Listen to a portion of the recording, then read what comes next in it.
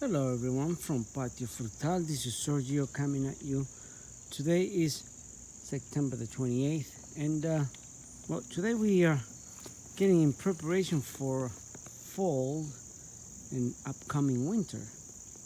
So today I'm going to show you a little upkeep that we have to do here in Patio Frutal, and you will be doing this if you have your own fruit forest. It's the upkeep maintenance of your fruit trees and anything that you have going in your yard. As you know, here in the Northeast, Zone 6B, well, it's customary to get prepared for winter, because winter here is harsh. A couple of years ago, we had minus 10 degrees below zero in Fahrenheit. So that's pretty cold. So if you don't do it now, you obviously can get caught later on in springtime doing this maintenance. So some of it is just you have to do it anyway before winter if you want to keep your plants. So we have here a pluot and a plum cut tree right here side by side, and as you can tell, they gotten trimmed off already.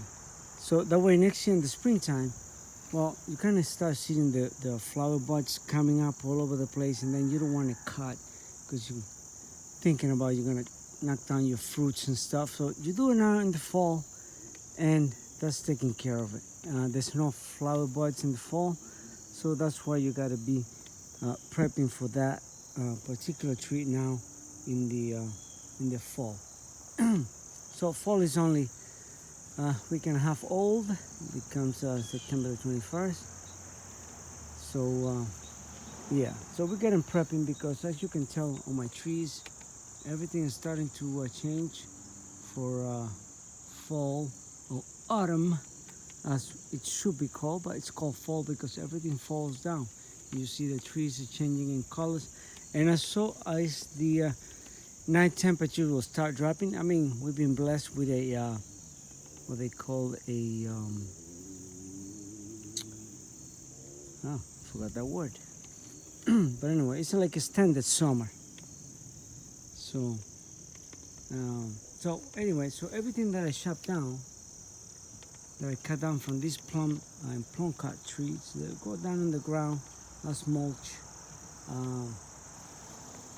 So what I'm gonna be doing now is, I decided to make this video after I dug up this plant. This is a pink Taiwan guava. I dug it up from here. So that's going to grow in the greenhouse, which is the green structure you see back there behind the trees. It's going to go in the greenhouse because I want her to keep on growing through the fall. And then later on, it's going to go down in the basement. Because the greenhouse temperatures are not going to be that favorable for her during the nighttime. Temperatures go below 32 Fahrenheit is just too low for her. And I won't heat that greenhouse because it's not a hermetically closed greenhouse. It's just a green plastic cover. So temperatures won't be appropriate to withstand the cold in New England. So we also have here some fig plants that I just bought. This one I just got it a day ago on the 27th. Today's the 28th. So this one is a beautiful rooted cutting that I bought from. Let's see what it's called. It's a Conadria rooted cutting. Is from Gulf Coast Exotic Figs. I get that in Etsy. That's the website that I got that one. So look how beautiful that plant is. It's only been here, on one day, and I put them in the ground in the grow bag, and that's gonna go inside the greenhouse. So are all these other plants, except that one, which is a pomegranate. Actually, I have a couple of pomegranates here, one there and one here, that is going to stay in ground permanently. So I'm going to provide a special protection, the same as I do for my in-ground figs. So those are going to get covered with a bag, and then can get filled up with mulch leaves to make it through the winter. Hopefully, I'm successfully with it, because this will be the first time. These are only a year-old plants, and they're good size. They are over 2 feet tall already, so they are going to stay permanently in ground. So I wanted to show you my tools. This is a spade shovel. It's very sharp. Give it up close. I sharpen up the edges so it chops up roots as I'm going to remove the plants. And I'm going to show you what all the plants are going to go. So the ones that I showed you before is a pink taguava, which is only a year and a half old. This one that I have for 2+ years. Well, this is in a bigger pot, and this one has a little hole on the bottom, and I'm pretty sure that it's rooted through itself. So I'm going to remove that one also, and that's all going to come to the greenhouse. So I also have all the guavas, which is called feijoa guava, which is a Brazilian guava. It's this one here. I'm sure behind all this greenery, these are my pawpaws, variety 2441. That's the name of it. So you can hardly see them in there, but you see down here, down below in the pots. So this is a feijoa guava, and then that's another feijoa guava, which is older. Neither one have produced any fruit yet, although this one is good 5 feet tall. It hasn't produced any yet, so they're gonna get removed. This is another taguava, which is looking very healthy, but I gotta get it moving before the cold do some damage to it. There's no risk of frost yet. It's just work that you have to get done. There's another feijoa guava, which is 5.5 feet tall. There it is in a pot. So I gotta get them moving, because if you leave everything for the end of the fall, then you got way too many things to tackle. I'm a one-man crew in this yard for these kind of duties. Like my wife said, this is my domain, and I enjoy that also. But not that it's just my domain, but you also have some flower things all over the yard that I'm also take care of it, because I gotta help her out. She's a very busy lady. But anyway, so I'm gonna show you. Well, let me grab. Oh, as you can see, my figs still having figs. The figs in grow bags in there. Figs are doing quite well, and all these figs that you see here, they also are going to come out from the ground. They are in grow bags, so I'm going to use a spade shovel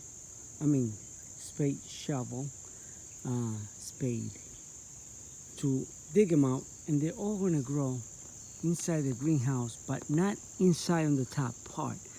There's an underground inside the greenhouse. It's called the root cellar that I made specifically for them, because figs here in New England, they require a lot of work to survive.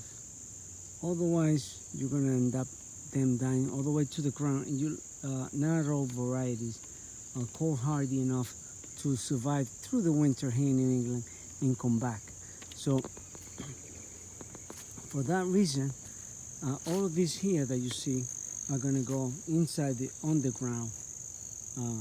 Look at that. That's loaded with figs. I mean, most of these probably are going to ripe because we got an extended summer here in New England, which is pretty nice. But even if they don't, they have to come out from the ground and go underground. See here, we have this, and as you see, I remove even more leaves that you see on the ground. I remove them more so they can get more sun, giving more, so they get activated and ripening. because this is quite a bit of figs and I want to have them. So as you see when here, this is a ripe one, and see how they swelled up. Once they start to ripen up, they get huge. They double up or more in size, and that is great. So I also have this one here, and this one are permanently in ground. This one don't come up, and they're not in grow bags either. They're directly on the ground. And for those, I make a big bag, tie all those branches, all those branches. What you see right there is over 6 feet wide. I gotta tie them up, bundle them up together, and they're all gonna go inside the bag, and then they're gonna get refilled with mulch from cutting the grass in the yard. As you see, I got plenty of trees that produce tons of leaves, so I get to use them as insulator for the winter here. And so that's what I have to do for my. I got 3 of them in ground, and those are the only one that is going to stay. Plus the pomegranate plants.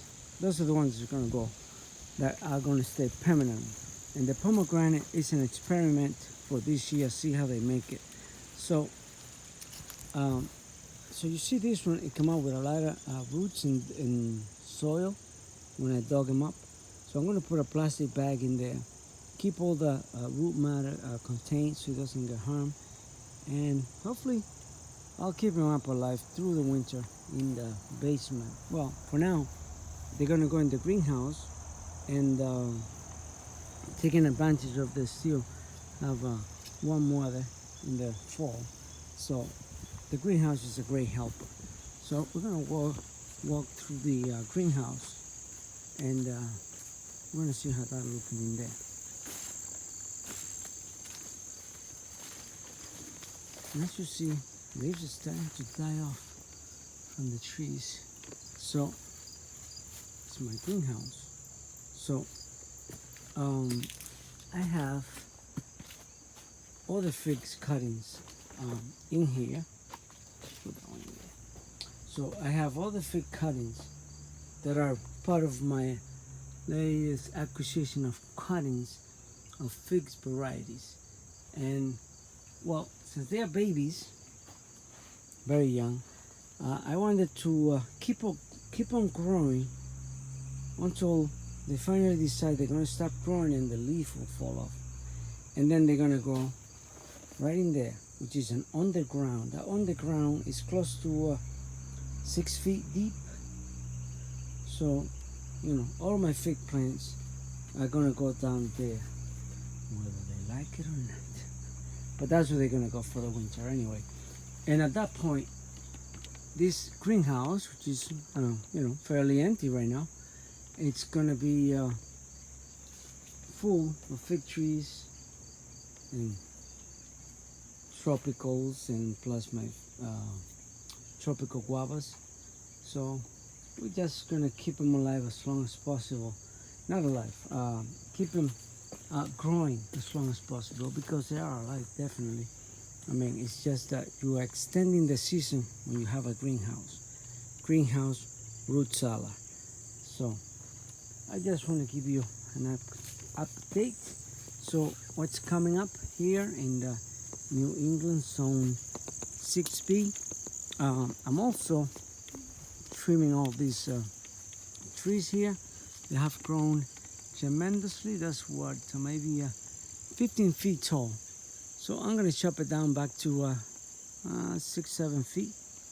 I don't need it to be way too tall, because then you will providing shade for the trees that are going to go there. Those are right now, those are flower bushes, but I'm going to be removing them. And I also have my Saturn peach here, and I also have this other peach.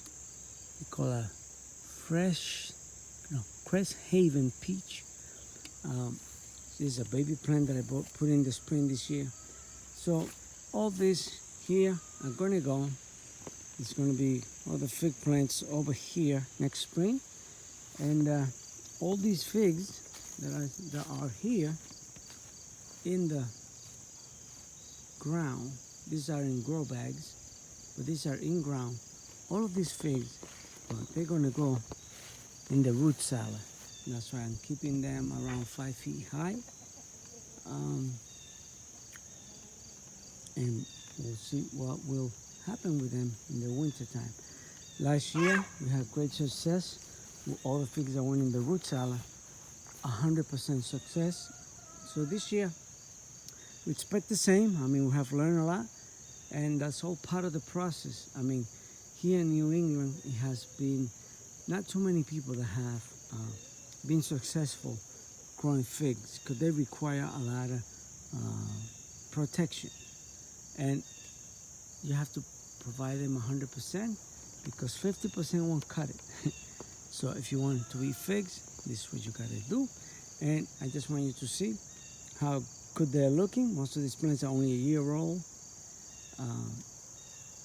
So for next year, they should be producing. I mean, they are producing this year. But as you see, it's too late. Look at that. These are baby figs. Look at that, the size of my thumbnail. They're not gonna make it, but that's just a good sign that next year, this, look at this one here. This one is, wow, that's super soft. This one, it has a crack in it. Let me see if I can get this. I'm gonna take them out from the organza bag. Okay, sorry for the shaking. So there it is. It has a crack because yesterday we had, or the night before we had 1¼ inch of rain. So that was great because it was being very dry. So let me see how good this is. I mean, you can see there, all that opening there, it's like honey. It's full of honey there. Oh, it's my chickens back there. So my chickens just walking around. We'll see how good this is.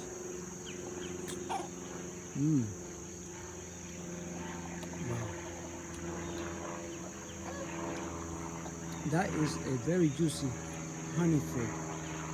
It's sugar fig because it's just sweet.